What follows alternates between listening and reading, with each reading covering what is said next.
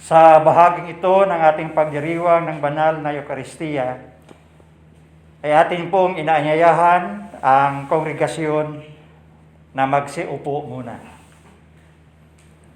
At saksihan natin ngayon ang pagtatalaga at pagpapadala kay Reverendo Virgilio Fernandez Jr.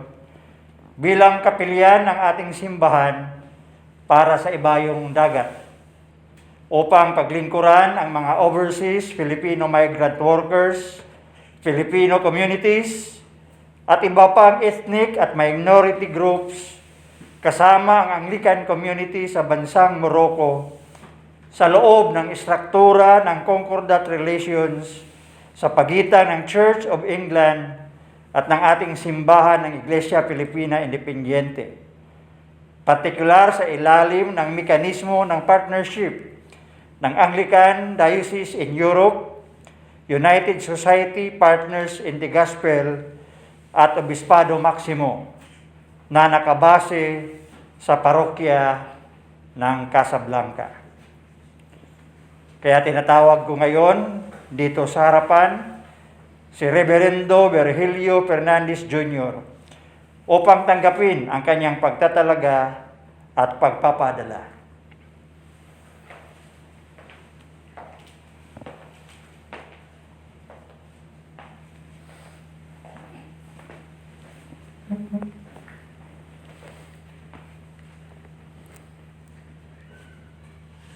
Aking kapatid na Virgilio, batid po ninyo na kayo ay tinawag ng Diyos sa pamagitan ng simbahan para sa isang espesyal na gawain, ang maging kapilyan na mangangalaga sa kawan ng ating Panginoon sa Ibayong Dagat, sa katauhan ng mga overseas migrant workers, ng mga Filipino communities, ng mga iba't ibang ethnic at minority groups, at ng mga binyagang sakop ng Anglican Communion sa bansa ng Morocco sa loob ng parokya ng Casablanca. Bilang kapilyan, tungkulin ninyo na sila ay palaguin sa mapagpalayang salita ng Diyos, arugain sa mapagligtas na sakramento ni Kristo Jesus, tipunin sa mapaggalingang pagbabantay at samahan sa kanilang pagsisikap na mamuhay bilang matapat at tagapagsunod kay Kristo Jesus at sa kanilang pagpupunyagi na makamit ang matiwasay na buhay sa bansang kanilang pinagkalagyan at sa kanilang bayang sinilangan. Alam ko na naintindihan ninyo na bilang kapilyan, ito ay nangangailangan ng malaking sakripisyo, mabigat na tungkulin at malapad na responsibilidad mula sa inyo. Ito ay nangangailangan ng ganap na paghandog ng inyong sarili sa katapatan ng paglilingkod para sa simbahan at sa buong kawan na inaatas sa inyo. Bilang inyong punong obispo, ministro at pastor, ako ngayon ay magtatanong sa inyo kung buong lugod ninyo bang tatanggapin at iaalay ang inyong sarili sa gawain na ito. Buong kagalakan ninyo bang tupdin ang lahat ng inaasahan mula sa inyo, kabilang na nito ang pagbata ng sakripisyo, pagpasa ng mabigat na tungkulin, at pagsagawa ng malapad na responsibilidad. Sabot ng kagaya, Emilio. Buong kasiyahan ba kayong manunumpa sa pagsasagawa ng iyong paglilingkod bilang kapilyan na walang halong pag-iimbot, pag-aalinlangan at pagkatakot tungo sa layunin na ating maipahayag ang salita ng Diyos at ang pananampalataya kay Kristo Jesus?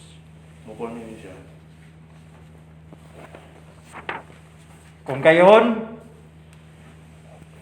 kayo ay aking inahiyahan na samahan ng ating kongregasyon na ipahayag ang ating pananampalataya upang laging magpaalaala sa inyo ng iyong tawag at paglilingkod.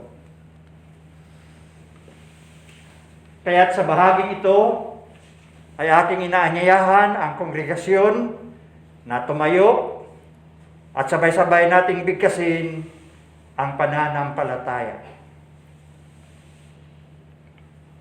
Tayong lahat, sumasampalataya tayo sa isang Diyos, Amang makapangyarihan, na lumikha ng langit at lupa, at ng lahat ng nakikita at di nakikita. Sumasampalataya tayo sa isang Panginoong Hesukristo, bugtong na anak ng Diyos, nagmula sa Ama bago pa nagsimula ang panahon. Diyos buhat sa Diyos, liwanag buhat sa liwanag. Diyos na totoo buhat sa Diyos na totoo. Inianak, hindi nilikha, kaisa sa pagka-Diyos ng Ama. Sa pamagitan niya ay nalikha ang lahat. Na para sa ating mga tao at sa ating kaligtasan, ay nanaog siya buhat sa langit. Sa pamamagitan ng kapangyarihan ng Espiritu Santo, ay ipinanganak siya ni Mariang Birhen at naging tao. Ipinako sa krus alang-alang sa atin noong panahon ni Poncio Pilato. Nagpakasakit, namatay at inilibing. At muling nabuhay sa ikatlong araw sa katuparan ng mga kasulatan. Umakyat sa langit at naluklok sa kanan ng Ama. At muling darating na maluwalhati upang hukuman ang mga buhay at mga patay. At ang kaharian niya ay walang hanggan.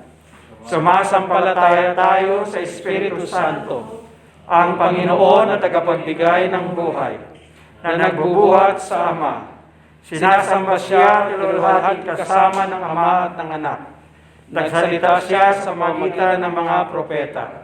Nananalig tayo sa Iglesyang iisa, Katolika at Apostolika. Naniniwala tayo sa isang binyag sa kapagpatawad ng mga kasalanan. At hihintayin natin ang muling pagkabuhay ng mga namatay at ang buhay na walang hanggan. Amen.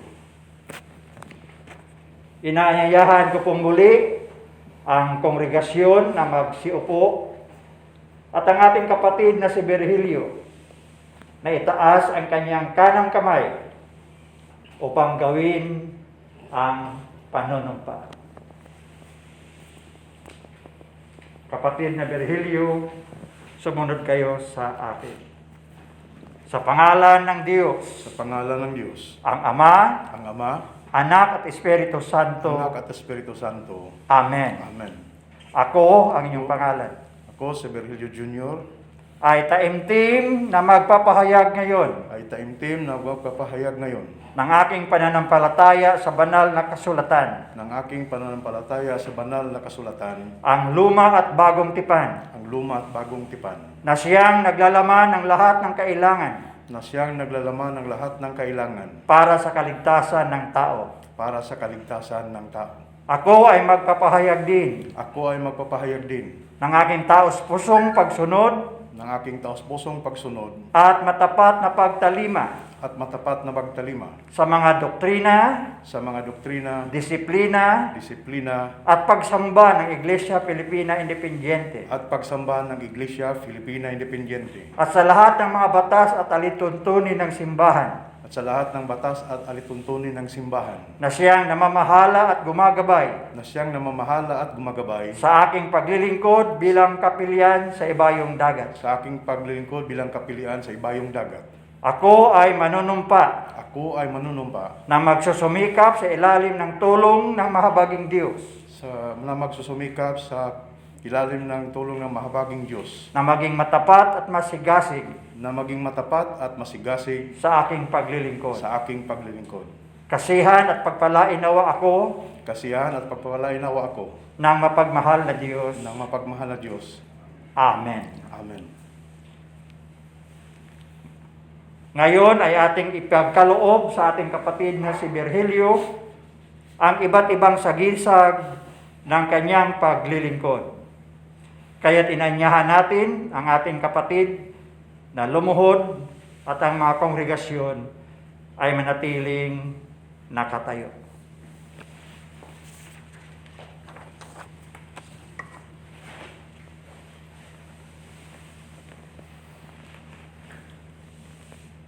Virgilio, tinatanggap kita sa gawain bilang isang kapilyan na ipapadala sa ibayong dagat.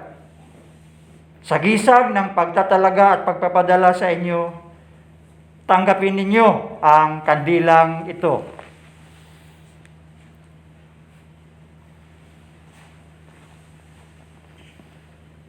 Naway ang inyong paglilingkod ay magbibigay liwanag sa kawan na ipinagkatiwala sa inyo. Amen. Amen. Tanggapin ninyo ang sipi ng banal na kasulatan.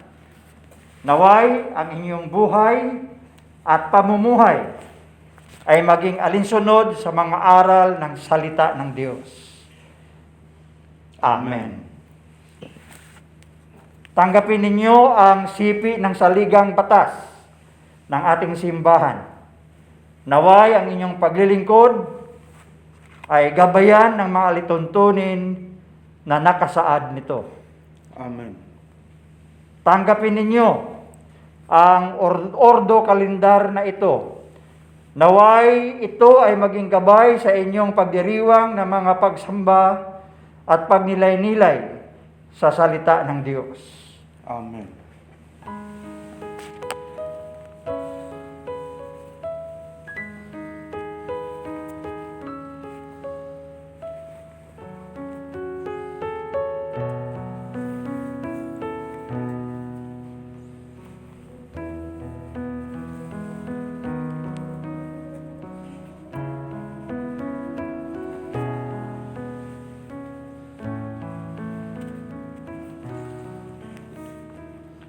Virgilio, isusuot ko sa inyo ang istolang ito.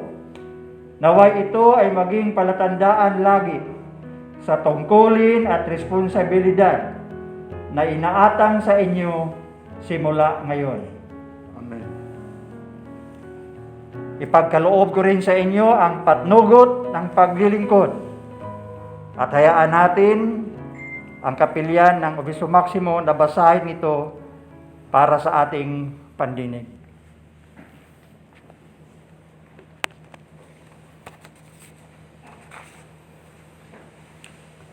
Iglesia Filipina Independiente, Obispado Maximo.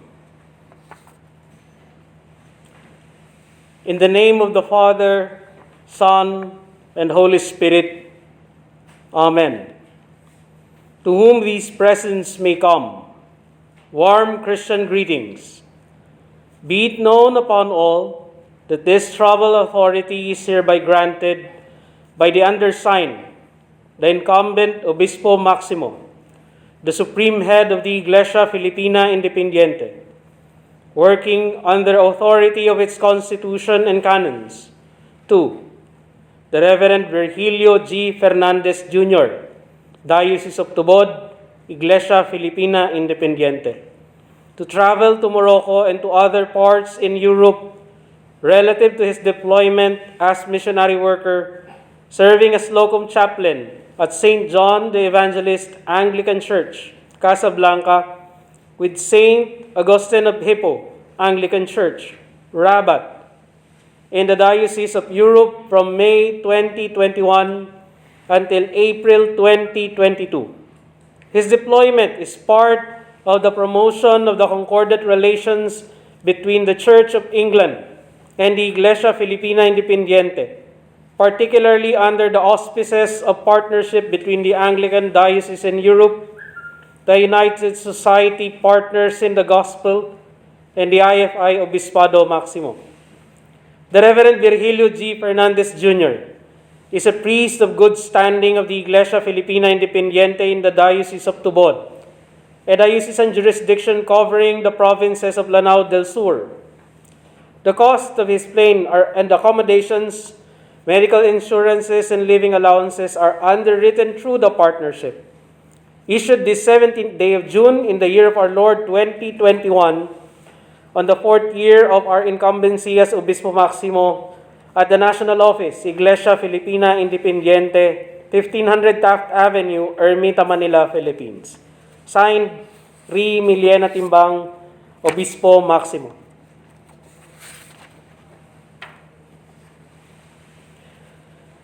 tanggapin mo ang sulat sa paglilingkod upang inyong magamit sa inyong lakad.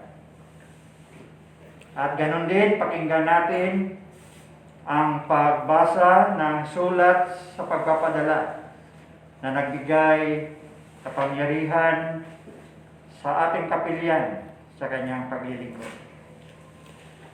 Iglesia Filipina Independiente, Obispado Maximo, Letter of Deployment.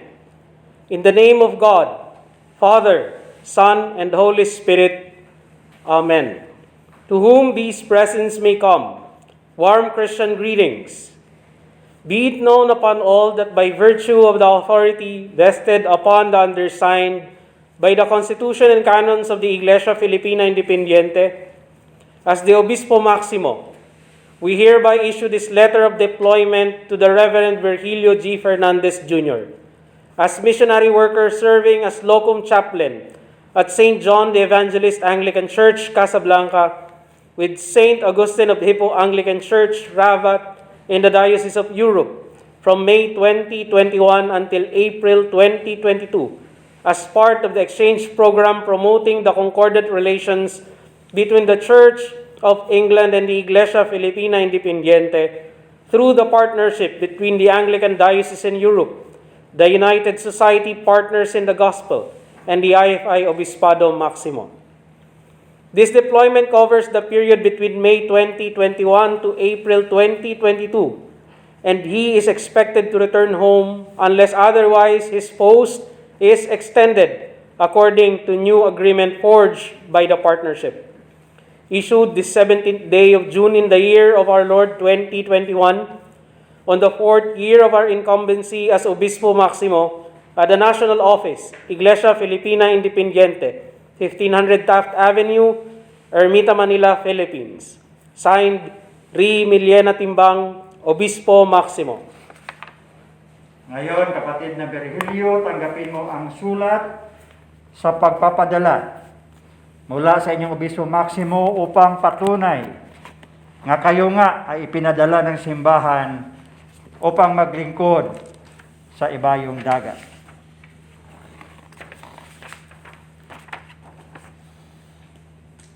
Virgilio, tinatanggap at itinatalaga kita bilang kapilyan sa ibayong dagat ng ating mahal na simbahan. At ngayon, ay ipinapadala at inaatasang maglingkod sa pangalan ng Diyos, ang Ama, ang Anak, at ng Espiritu Santo. Amen. Amen. Lord.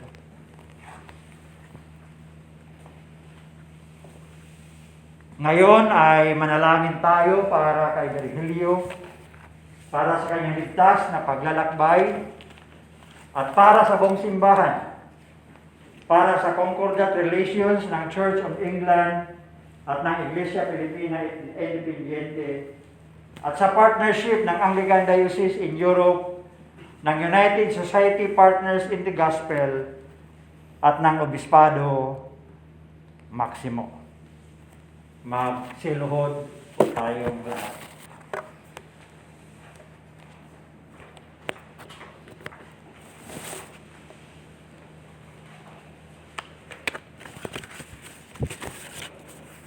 Manalangin tayo para sa buong Iglesia ni Jesucristo at para sa lahat ng tao ayon sa kanilang pangangailangan. Makapangyarihan at walang hanggang Diyos, itinuro mo sa amin sa pamamagitan ng iyong banal na salita na manalangin at magpasalamat para sa lahat ng tao. Isinasamo namin ngayon sa iyo na tanggapin mo ang aming mga panalangin na iniaalay namin sa iyong makadiyos na kamahalan. Kami nananalangin. Panginoon, pakinggan mo ang aming panalangin. Idinadalangin namin ang iyong banal at pangkahalatang iglesia, lalong-lalo na ang partnership between Iglesia Filipina Independiente and Church of England in the Diocese of Europe. Puspusin mo ito ng katotohanan, katwiran at kapayapaan at ipagkaloob mo sa lahat ng sumasampalataya sa iyong banal na pangalan na magkasundo sa katotohanan ng iyong banal na salita at sama-samang mamuhay sa pagkakaisa at pag-iibigan. Kami nananalangin. Panginoon, pakinggan mo ang aming panalangin. Bigyan mo ng biyaya amang makalangit ang lahat ng obispo, pari at diakono, lalong-lalo na si Ri na aming obispo Maximo, ang aming mga obispo at aming mga pari. Sa pamamagitan ng kanilang pamumuhay at pagtuturo, ay maipahayag nawa nila ng buong katapatan ang iyong tunay at nagbibigay buhay na salita at mapahamahalahan ang iyong mga banal na sakramento. Kami nananalangin. Panginoon, pakinggan mo ang aming panalangin. Isinasamo rin namin na patnubayan mo ang mga puso ng lahat ng namumuno sa pamahalaan ng bayang ito sa ibang bansa, lalong-lalo na si Rodrigo na aming Pangulo. Magpasya nawa sila ng buong talino at may katarungan at mapalaganap nila ang kalayaan, kapayapaan at kagalingan ng iyong bayan. Kami nananalangin. Panginoon, pakinggan mo ang aming panalangin. Sa sangkatauhan ay ipagkaloob mo ang iyong makalangit na biyaya, lalong-lalo na sa pagpapasalamat ni Reverend Father Virgilio Fernandez Jr. na itinalaga bilang kapilyan sa Ibayong Dagat at sa kongregasyong ito. Dinggin at tanggapin nawa nila ang iyong banal na salita ng may kababaang loob at masunuring puso at paglingkuran ka ng may katapatan sa lahat ng araw ng kanilang buhay. Kami nananalangin. Panginoon, pakinggan mo ang aming panalangin. Isinasamo namin, Panginoon, sa iyong kagandaang loob na bigyang lakas at tulungan ang lahat ng nasa ligalig, kalungkutan, pangangailangan, may sakit o kapansanan. Kami nananalangin. Panginoon, pakinggan mo ang aming panalangin. Inaalaala namin sa iyong harapan ang iyong mga lingkod na sumakabilang buhay na sumasampalataya kay Kristo. Isinasamo naming igawad mo sa kanila ang patuloy na pagyabong sa pag-ibig at paglilingkod sa iyo. Kami nananalangin. Panginoon, pakinggan mo ang aming panalangin. Pinupuri rin namin ang iyong banal na pangalan para sa lahat ng iyong mga santo. Bigyan mo kami ng biyaya upang makasunod sa kanilang mabubuting halimbawa at kami kasama nila'y makarating nawa sa kaganapan ng iyong banal na kaharian. Tugunin mo, Ama, ang aming mga panalangin, alang-alang sa Kanya na laging nabubuhay, upang mamagitan para sa amin. Siya na iyong anak at aming tagapagligtas na si Jesucristo. Amen. Walang hanggang Diyos. Kayo ang bukal ng lahat ng karunungan at pinagmulan ng lahat ng lakas ng loob. Igawad ninyo sa inyong lingkod na si Virgilio Jr. ang inyong biyaya at liwanag. Pamahalaan po ninyo ang kanyang puso at isipan at patnubayan ninyo siya sa inyong mga aral at panukala upang sa lahat ng bagay siya ay laging maghangad sa inyong kaluwalhatian at magsusumikap upang ipalaganap ang misyon ng inyong simbahan sa pamagitan ni Jesucristong aming Panginoon. Amen. Ngayon, kapatid na Virgilio, sa pangalan ng Diyos at ng buong kongregasyon ng Iglesia Filipina Independiente na kinakatawan ng Pambansang Katedral, humayo kayo upang gawin ang inyong paglilingkod sa ilalim ng pagpapala ng Panginoong Diyos, ang Ama, ang Anak, at ng Espiritu Santo. Amen. Amen. Amen.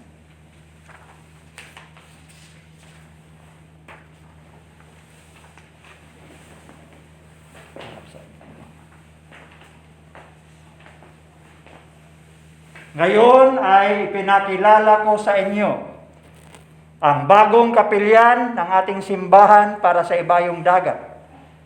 Ang ating kapatid na si Reverendo Virgilio Fernandez Jr. Salubungin natin siya ng may kagalakan sa pamagitan ng masigabong palakpakan.